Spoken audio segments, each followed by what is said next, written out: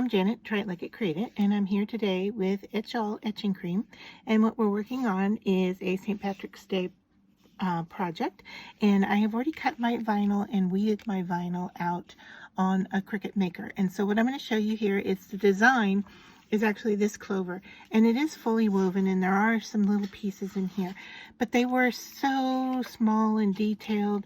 I weeded out all the little fiddly bits. It was too much to deal with, and I know it alters the design, but we still have a clover shape. And so what I've done is I took the clover and I stacked it on top of itself in design space, you know, rotated this one around, and then because I'm putting it on a 4x6 piece of glass that fits inside a photo frame that I got from the Dollar Tree, I put a rectangle around it that is 4x6 inches so that I can easily transfer this onto my frame. So here's my frame.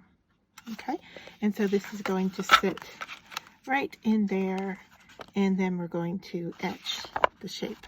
All right, so the next thing I need to do is take my transfer paper and put it on top of my design. Now, I cut my transfer paper a little bit bigger so I don't have to worry about alignment too much, and I'm just going to stick it down like so and then pull it down. All right, and then I want to just rub it down nice and tight to make sure it's collecting all the little bits that are still left. Okay, a couple of tips. When you go to transfer a design like this, one thing I like to do is take my design and line up the corners, right? And then I put a crease. So that way I know where my center of my design is, and I can do it both directions if need be. All right, so I'm going to crease it both directions so I know where the center is. And then when I go to place it on my glass, I can also, you know, do that. I can mark it with a marker on the opposite side and make sure that my centers are lined up. So the next thing I want to do is take my frame apart. One thing I want to point out is that you want to make sure that your frame has a glass piece in it. Now, I know some of them come with plexiglass, and Etchall will not etch plexiglass, so you need a true piece of glass. All right, so I'm going to take my glass out of here, and then the next step is I'm going to clean it. All right, now you might think your glass is clean, but what you really want to do is get it clean with rubbing alcohol. So I'm looking for my spray bottle that has alcohol in it, and I am not seeing it. So, all right, let me grab my full bottle, and I'll be right back. All right, so I have my rubbing alcohol. I'm using 91% rubbing alcohol. If you can't find this strength, you can use a lighter version of it. Also, you can use hand sanitizer if you need to. Now, I'm working on a glass mat here, so I'm going to clean both sides of my glass just to make sure that what I'm seeing, you know, isn't on the side that I want to etch. And this is a pretty thin piece of glass, so you're going to want to be careful with it. All right, now I'm going to put the vinyl on, but before I etch, I'm going to protect my surface. One, because I'm working on a glass mat, I could etch my glass mat. And two, I want to protect my work surface. Now, I have fingerprints on here, but they are on the back of the glass, so I'm just double checking that. All right, next thing I'm going to do is I'm going to line it up here on my grid so that I can see where the centers are. All right, and it looks like I have a little red dot, hopefully, sorry for the squeak, hopefully that's either in the glass or on the back side. All right, so I'm going to tape this down with some washi tape in the corners, because I'm not etching the corner, I'm only etching the center element. All right, so I'm going to try to hold this in place so I can then put my vinyl onto the glass. And if you're seeing anything right in here, that is on my work surface, not on the glass itself that I'm working on.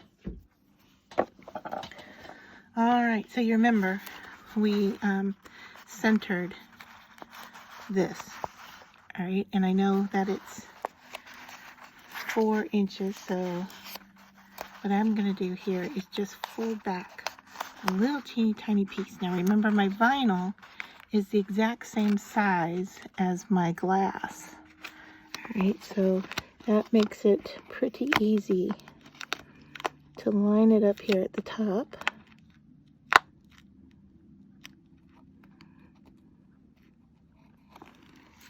And then I'm just going to stick that little teeny, sorry, you can't even see what I'm doing here. Okay, so I'm going to stick that little teeny sliver of vinyl down. All right, now I'm going to rub, and there's some little pieces in here, so I want to make sure they're stuck onto the transfer film. Okay, and if you remember, the design had even smaller pieces, and so I weeded those out. And so I'm just going to slowly peel this back and put my vinyl down, and I'm just watching for the little bits to make sure that they're there.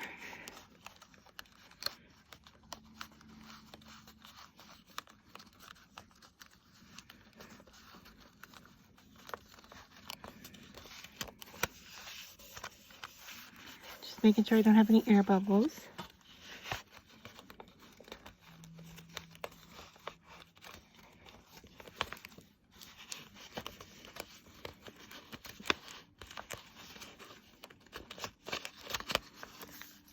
All right, so there. Now I'm going to rub this down.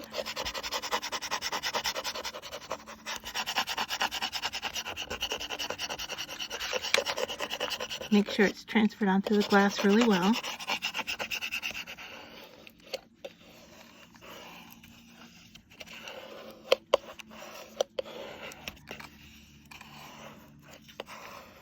Probably should have measured my glass first, because I can see here with this being 4x6, it's a little bit off in size, but I think it's going to work. And now we're ready to peel off the transfer tape.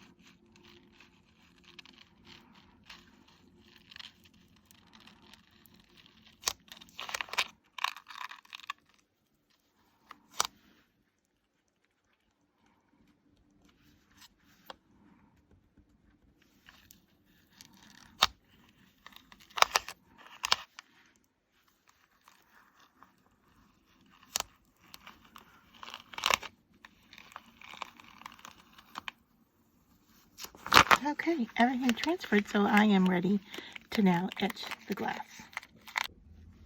All right, I'm being very generous here with my etching cream. You can see I'm kind of scooping it out and applying it almost like icing. Reason being, it's reusable, so I can put as much on as I desire, really, because I'm going to take it off and put it back in the jar. Now, your etching cream from Etchall might change color over time. It still works. All right, so you can see here that what I have is kind of a white based etching cream, but it may turn yellow, it may turn brown, it still works. So do recycle your etching cream, because it's going to work. It's going to continue to work for you no matter what color it is.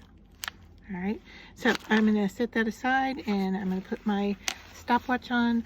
I'm going to go for about 7 minutes, and then I come back and move things around and go for another 7. So really it's getting a total of 15 minutes, and then I'm going to remove the cream and we'll see how it looks. So my timer's gone off, and now I'm ready just to remove the cream. I'm going to use this silicone type of brush that I got at the Dollar Tree, and I'm just going to scrape off that cream and put it back into my jar.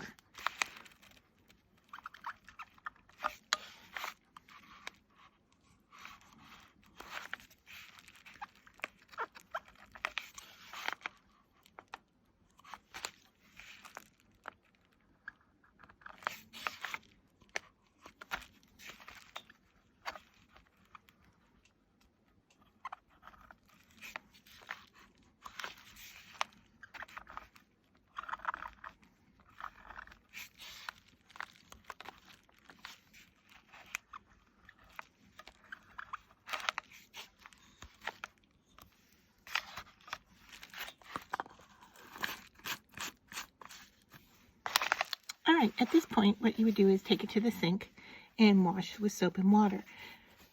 I don't have a sink access in my studio space, so what I often do, and I'll give you as an optional tip, is to clean up with a wet baby wipe. So I'm wiping off my silicone brush first and putting that away with the baby wipe. And then I'm going to clean off my glass. All right, I don't want to push too hard because this is a really thin piece of glass, remember. All right. And then we're ready to take the vinyl off, and you can see some of it is washing away. Now, when it's wet, you're not going to be able to see that it's been etched, okay? So if I just dry this area, you can see that there is etching there, all right? So now all I need to do is remove the vinyl, and be careful as you pull, just because you don't want to snap the glass. All right.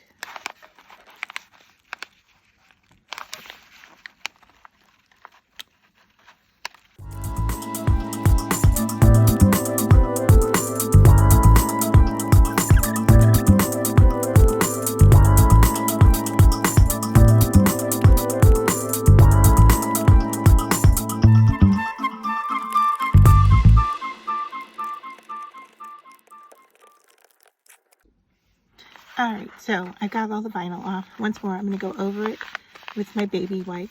And that white that you're seeing is probably a chemical reaction between the baby wipe and the etchall cream. So I want to clean that off, and you can see that the design just disappeared, kind of. Alright, now keep in mind I'm working on top of a protective surface, so I've got my mailing pouch here as my background. Alright, so I cleaned my glass off with the baby wipe. And now I'm going to dry it.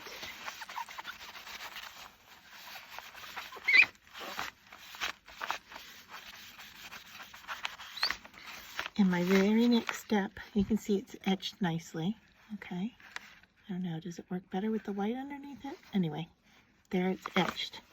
Alright, and the next thing I'm going to do is just take my rubbing alcohol one more time to the top surface to make sure I've gotten all kinds of chemicals off of my glass. Alright, now at this step you can call this finished.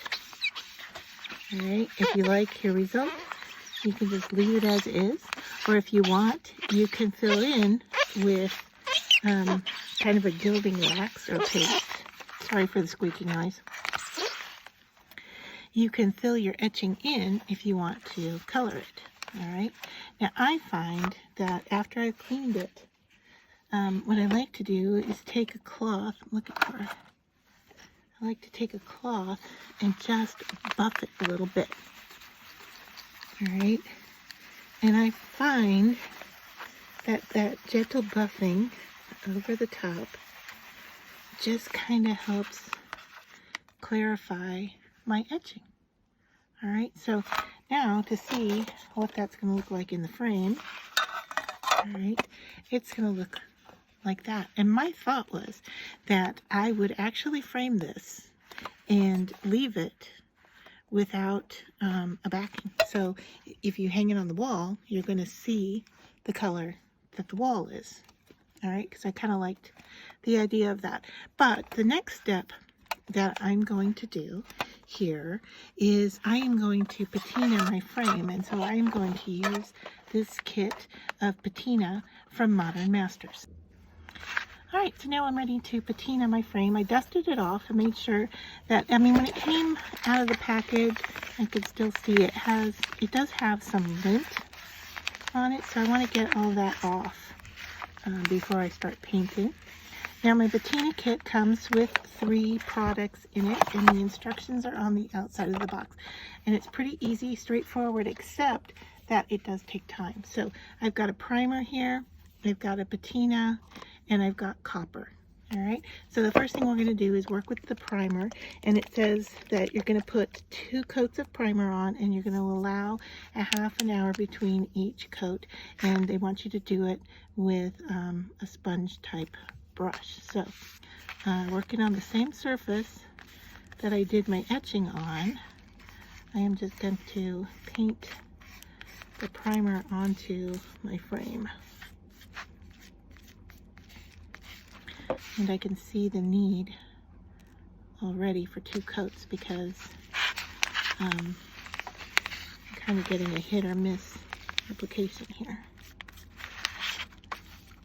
And so I think the second coat will give us a much better coverage. Now the frame is plastic, so I'm hoping that that isn't a deterrent for the process.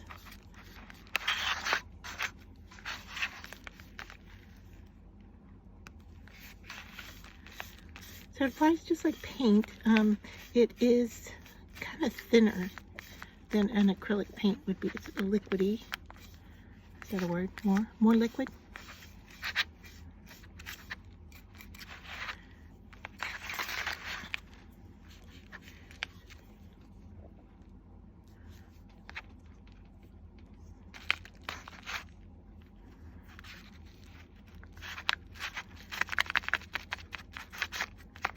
Last side is always the hardest, trying to figure out how to hold it.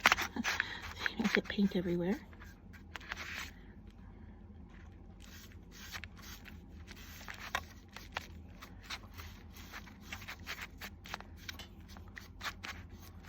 Alright, so I'm going to let that set for half an hour and then come back with a second coat.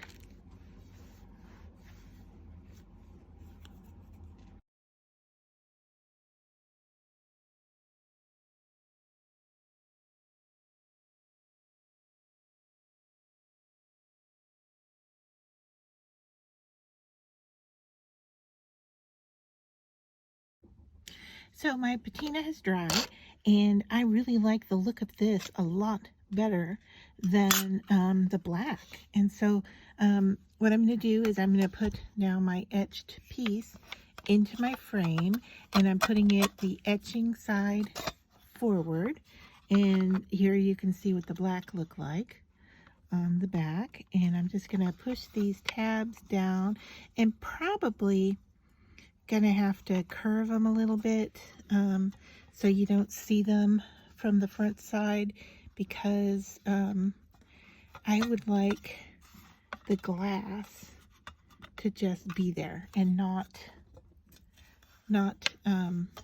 you know, not the backing, so that when you put it on your wall you see the wall through the piece. So I'm gonna have to grab these little pieces back here with a tool and kind of bend them back and out of the way. But for the most part, this is it, and it's done and ready to display. Hope you enjoyed the process. So what I'm going to do here is use some metallic rub-on, and I'm taking the copper color and I'm just applying it with my finger, so you can see here, and then I'm just going to rub it over the etched areas. All right, and it doesn't look like much right now, but as I rub it in, you can see there is a subtle color change happening. And if I did it with the cloth, so I just loaded up the cloth and rub it on. That works as well. So you can do it either way you prefer, but it's going to give it a real, and that was a wet baby wipe that I'm rubbing it on there with. So doing so with a dry cloth, you probably get a better result.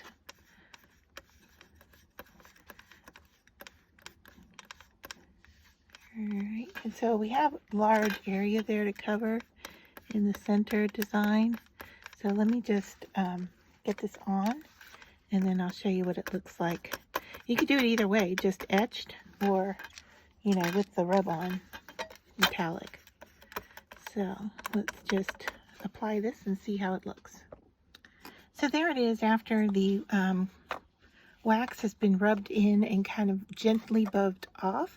Now that is a wax, and so you're going to get some waxy glare around the clear area, so you can work on removing that, and you can be a little bit more aggressive on rubbing around those areas as opposed to where the color is. But this is kind of what I anticipated doing, and so that it would be you know, sitting on the wall and you would see the wall color through it. Now of course you can put a color behind it if you prefer.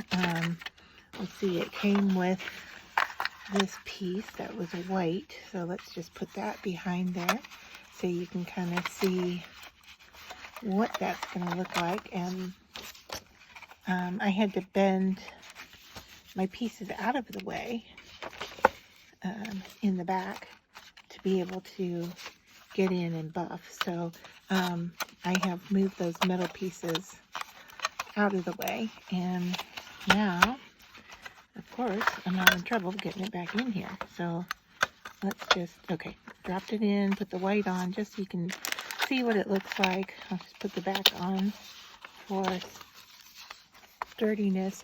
So that's kind of what it would look like with a white backing. And you know, you can change the color out to be whatever color you desire. I'm seeing some bleed through from the ink on the back, so that's not the piece of paper that I would use for the back of this. But there you go. We've got etched glass with a clover design, and that I edited, and you know, by moving out some of the vinyl, and then we patinaed the frame, which I love, not only in relationship to the copper color here, but much better than what the black looked like against the etched glass. So hopefully you like the project.